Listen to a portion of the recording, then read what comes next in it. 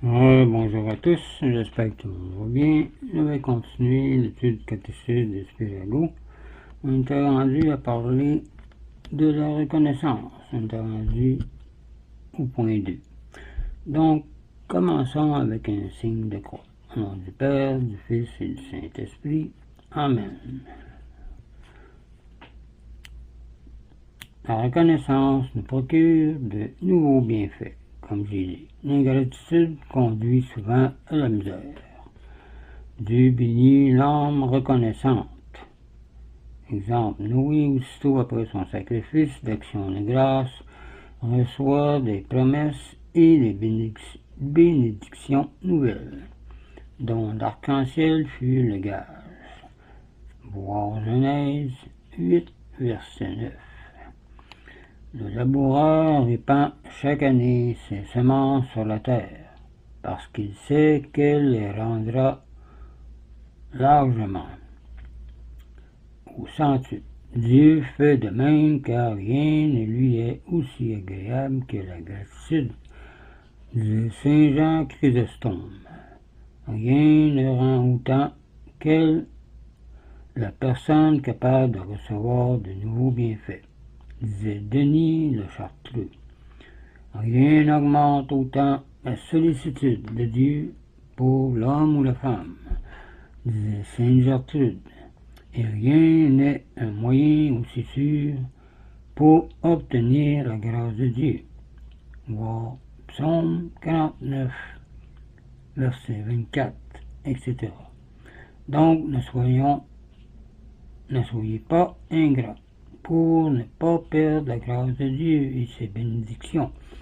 N'oubliez pas que Dieu est notre meilleur ami et bienfaiteur après nos parents. Excusez, pas après nos parents, mais en premier. Ensuite, c'est nos parents.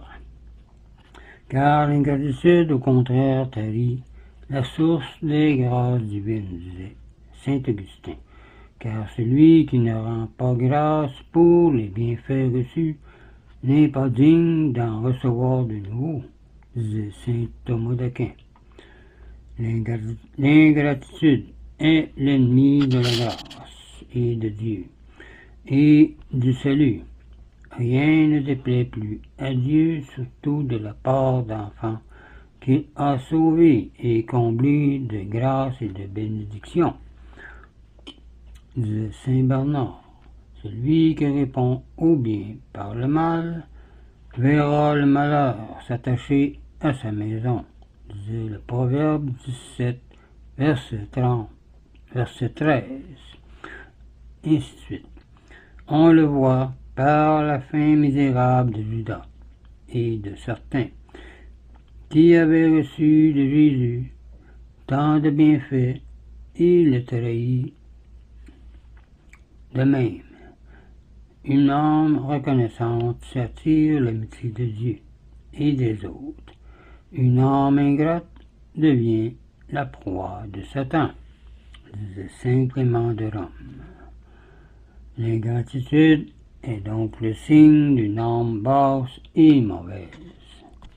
L'ingratitude est aussi la récompense du monde, c'est-à-dire que les enfants du siècle sont ingrats. Souvent, ils ne reconnaissent pas les bienfaits, ils rendent le mal pour le bien. David se plaint amèrement, voir Psaume 55, verset 13, d'Achitophel, qu'il avait admis à sa table et comblé de bienfaits, et qui ensuite se joignit à Absalom pour se révolter contre lui, contre David. Celui qui est ingrat envers les hommes ou les femmes le sera encore plus envers Dieu. Car s'il n'aime pas son frère ou sa sœur qu'il voit, comment aimera-t-il Dieu qu'il ne voit pas, dit 1 Jean 4, verset 20. L'ingratitude est donc une sorte d'impiété. Point 13 maintenant. Le chrétien pauvre. Qu'est-ce que tu penses d'un chrétien pauvre? Dieu a partagé les talents diversement. L'un en reçut 5, l'autre 2, et le troisième seulement 1. Disait Saint Matthieu 25, versets 14 à 13. Dieu a fait cela par bonté, car si tout était également partagé, personne n'aurait besoin de son semblable, et la vie sociale serait anéantie. La charité disparaîtrait, et avec elle toute occasion de mérite. Point 1. La pauvreté n'est pas un déshonneur aux yeux de Dieu. À ses yeux, la pauvreté sans vertu est seule une honte, parce qu'elle conduit à la damnation. Aux yeux de la vérité éternelle, la pauvreté n'est pas le moins du monde une déchéance. Selon Léon XIII, Jésus, qui était riche, est lui-même devenu pauvre. Voir 2 Corinthiens 8, verset 9. Oui, Jésus est devenu pauvre, comme nous. Lui, le Seigneur du ciel et de la terre, le Maître de l'univers, entra dans le monde dans une étape, dans le plus grand dénuement, pour nous sauver. Vécut toute sa vie dans de perpétuelles privations. Il n'avait même pas de pierre où reposer sa tête, disait Saint Luc 9, verset 58. Cela explique donc comment on peut être très pauvre en biens terrestres et très riche devant Dieu. Voir Saint Luc 12, verset 21 et vice-versa. La crainte de Dieu seule est la gloire du riche et du pauvre, disait Ecclésiastique 10, versets 24 à 25. Les vraies richesses ne sont pas les biens temporels de ce monde, mais les vertus infusées par Dieu. Voir, disait Saint Bernard. Mes frères, croyez-moi, disait Saint Augustin, ce n'est pas celui qui a des coffres pleins d'or et d'argent qui est riche devant Dieu, mais celui qui est la demeure de Dieu et rempli du Saint-Esprit. Deuxièmement, les riches ont moins de facilité pour faire leur salut que les pauvres. Jésus le dit expressément. Il est plus facile à un fil de poil de chameau de passer par le trou d'une aiguille qu'un riche de rentrer dans le royaume des cieux.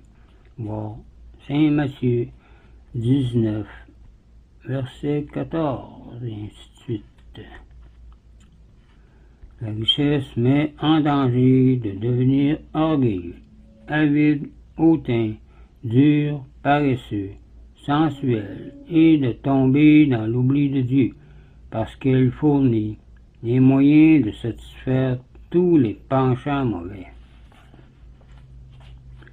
Il n'en est pas de même chez les pauvres, qui sont garantis encore contre des occasions de péché. Le pauvre ressemble à un vaisseau qui n'est pas surchargé et qui est moins en danger d'être submergé que le riche, disait Saint Nul. Un voyageur muni d'un bagage léger qui arrive plus rapidement à son but. Un athlète peu vêtu qui renverse facilement son adversaire qui est le démon. Les pauvres auront donc au ciel une place privilégiée, car dit Jésus, beaucoup d'entre les derniers seront les premiers, et beaucoup d'entre les premiers seront les derniers. Voir Saint Marc 10, verset 31. On va s'arrêter ici pour le moment. On continuera encore avec la reconnaissance dans la prochaine vidéo. Donc je vous laisse là-dessus, je vous dis au revoir et union prière.